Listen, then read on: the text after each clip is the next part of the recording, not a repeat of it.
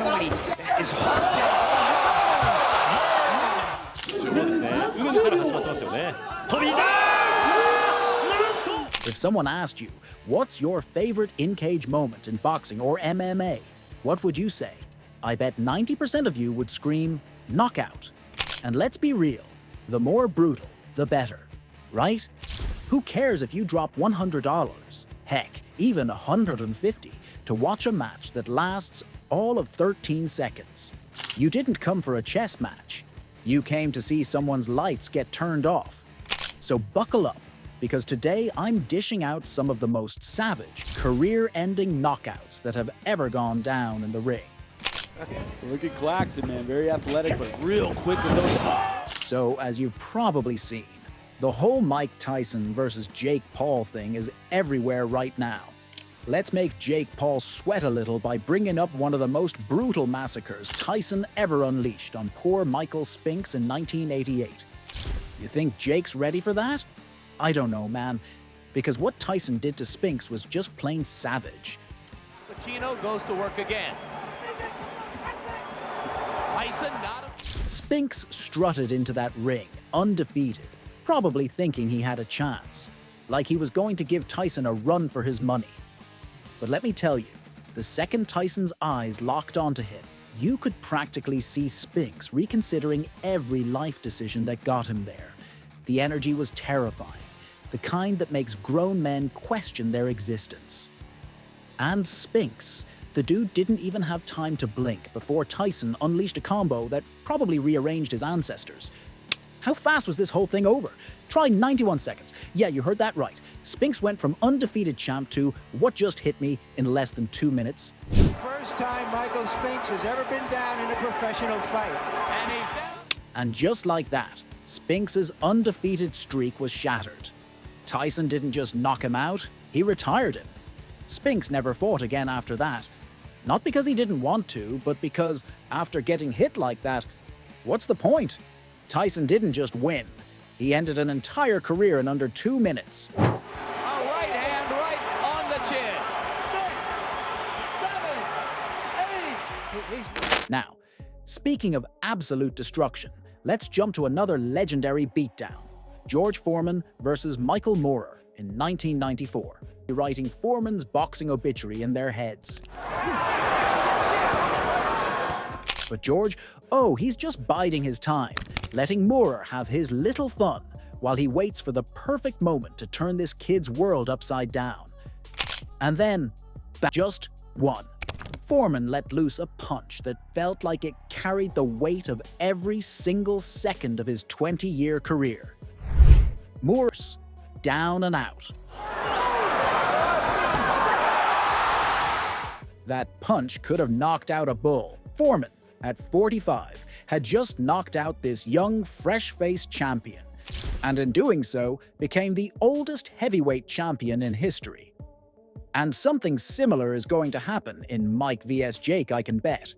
Well, let's keep this rolling with some more absolute knockouts. Now let's take a trip back to 2009, when Manny Pacquiao stepped into the ring with Ricky Hatton. Against southpaws previously, and seems to be in a battle already. Throw down with anyone. But that toughness? Yeah, it didn't mean squat the second he came face-to-face with Pacquiao on May 2nd, 2009, under the bright lights of the MGM Grand in Las Vegas. Hatton, poor guy, probably thought he had a shot until, bam, that lethal left hook from Pacquiao came out of nowhere like a lightning bolt. It cleared out in just 2 rounds. That hook landed, and Hatton hit the canvas like someone pulled the plug on him. He was out cold, stiff as a board, before his back even touched the ground. Better than I thought. Oh! The ref didn't even bother counting. Why waste time? Hatton wasn't getting up. Not then, not anytime soon. He stayed on the canvas for what felt like ages while the medics swarmed him, probably wondering if they should call a priest instead of a doctor. It was that kind of knockout, the kind that makes you question why anyone in their right mind would ever step into the ring with Pacquiao. This time, that's it. Ricky Hatton is done. Knocked out. Him out. It knocked him out of the sport for over 3 years. That's how long it took for him to even consider coming back. But hold on, we're not done. Let's throw another heavyweight knockout into the mix because if we're talking pure, unfiltered power, Julian Jackson deserves his own chapter in the history books. The man was known as the Hawk for a reason. And on November 24th, 1990, he showed everyone exactly why. Jackson, to his credit, sticking to... Jackson squared off against Harold Graham, and let's be real, Graham was winning. He was outboxing Jackson, landing shots left and right, and it looked like he had this fight in the bag. But with Jackson, it's never over until it's over. The man's right hand was a ticking time bomb. And Graham, well, he just didn't see it coming. It is, but falling ever further behind them. Oh no! That's what we were worried about. With his eyes swollen shut and his chances looking bleak, Jackson waited, patiently, like a predator eyeing its prey. And then out of nowhere, Jackson unleashed a right hand that landed with surgical precision. One punch, that's all it took. Graham didn't just go down. He crumbled like someone yanked the batteries out of him. His body just folded in on itself, completely unconscious before he even hit the floor.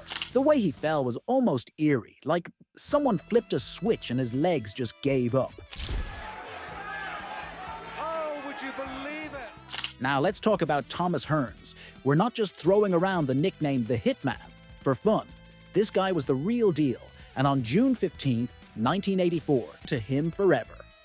And who was on the receiving end of this hit? None other than Roberto Duran, an absolute legend in his own right. I think this fight is very close to being over. A left hand, Duran. Duran had a reputation for being as tough as they come. The kind of guy who didn't just beat you in the ring. He would grind you down, break your spirit, and leave you questioning why you ever laced up the gloves. He had this intensity, this power, that made it clear he wasn't there for a long, drawn-out fight. He wasn't interested in points or judges. No, Hearns dropped a right hand that could have knocked the paint off the canvas. On the ropes. Oh, he's out. He was out before. Duran hit the deck face first, and when I say he was out, I mean it was lights out, game over, no encore. Duran, the man who'd stood toe-to-toe with Sugar Ray Leonard and Marvin Hagler, was lying flat, lifeless, on the canvas like he'd just been hit by a freight train. But wait, the knockout madness doesn't stop there. Let's fast forward to February 5th, 2011, when the MMA world got hit with one of the most jaw-dropping knockouts ever seen inside the octagon. Enter Anderson Silva, already hailed as one of the greatest fighters to ever do it, facing off against Vitor Belfort at UFC 126. Vitor looking for the big left hand. Like we said, second to none. Now, Belfort wasn't some scrub. This guy had hands like lightning, known for knocking people out himself. So, fans were expecting a war, some back-and-forth fireworks. But Silva, he had other plans. In the first round, as the two were feeling each other out, Silva pulled off something so ridiculous, so unexpected, that it became an instant classic. Out of nowhere, he unleashed a front kick straight to Belfort's face, like he was playing soccer with his head. And when that kick landed, oh man, Belfort's lights went out faster than your Wi-Fi during a storm. He crumbled to the mat, eyes wide open, but nobody was home. Silva didn't just knock him out.